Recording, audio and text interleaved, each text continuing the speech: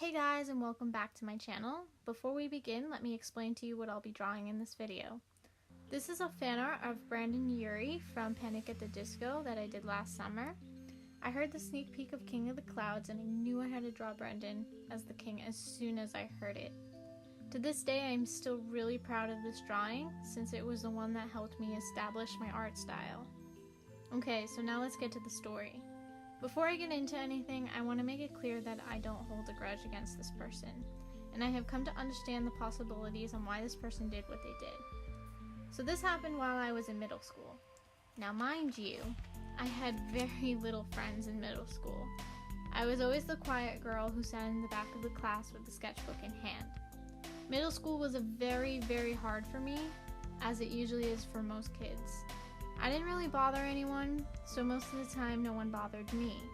But in a way, I could tell most of the kids didn't like me. It was clear in the teasing I'd occasionally get, but this was practically nothing compared to what ended up happening towards the end of the 7th grade. But that's a story for another time. I was very close to my art teacher, and honestly, he's one of the people who made me who I am today. He saw something in me that I couldn't quite see in myself yet. And if he didn't push me in the arts, I wouldn't be the artist I am today. Now, there are a lot of other people that helped me along the way, but I'll talk about that in another video. Our story begins in 6th grade. My homeroom teacher was having us make these crosses for Lent. They were made out of sticks, rocks, and ribbon. It wasn't my favorite thing I made, but I was just happy we weren't doing schoolwork. So after we finished our crosses, we had to put them on the windowsill because our teacher wanted to showcase them at open house, which is when people come in and see if they want to send their kids to the school. This was usually a normal thing because most of the teachers wanted to showcase their students' work, whether it be creative or academic. After open house, we would be allowed to take our crosses home, and when that day came, mine disappeared. And I knew exactly who took it. I remember looking at the crosses remaining on the windowsill and feeling confused on how mine was not there. So I looked around the room and I spotted one that was very similar to mine on this girl's desk. For her privacy, let's call her Sally. Sally was a girl I knew didn't like me. She always wouldn't let me in my locker since we shared lockers near one another. She was also part of that popular clique that was in my school. And I knew they would tease me from time to time and make fun of me behind my back. So I already knew that this situation was not good. Now I know what you're probably saying, but Harley, how did you know the cross was yours? Well, first off, my cross was a lot neater than most of the other crosses. And secondly, I always signed my work. I always signed my work. In this case, I put an H on the bottom of the base. I also checked the bottom when she left her desk, since we sat near each other. And surprise, surprise, the H was there. Now, I didn't really care about this project too much, so I just let it slide. And I let Sally take my cross, because it wasn't a big deal.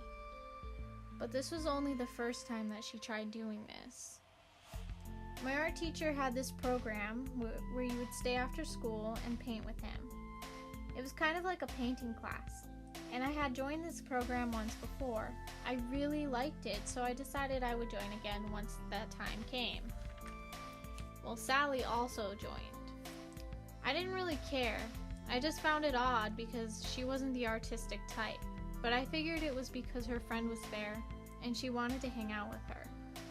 This program typically lasted a month or so. And when it ended, my teacher would varnish the paintings and we'd have to let them dry before we could sign them. On the day we would sign them, I was running late. I can't remember the exact reason why I was running late, but I'm pretty sure it was academic. But when I got there, my painting was not where it was supposed to be. So I looked around and go figure, Sally had my painting.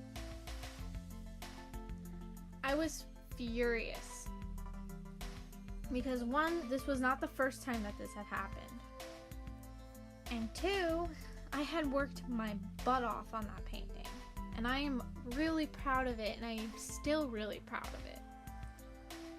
It was really good for a 15-year-old to paint, if I may say so myself.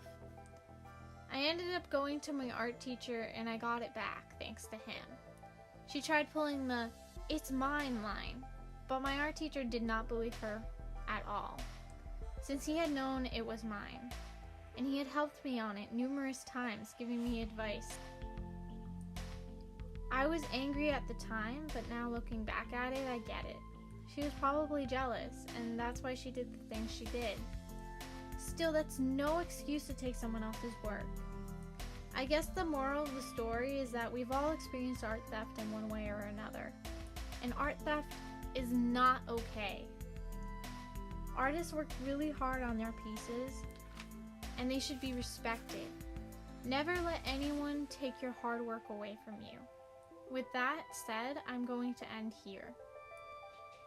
Please like and subscribe. I post a video every Saturday. Thank you so much for watching, and I'll see you guys in my next video.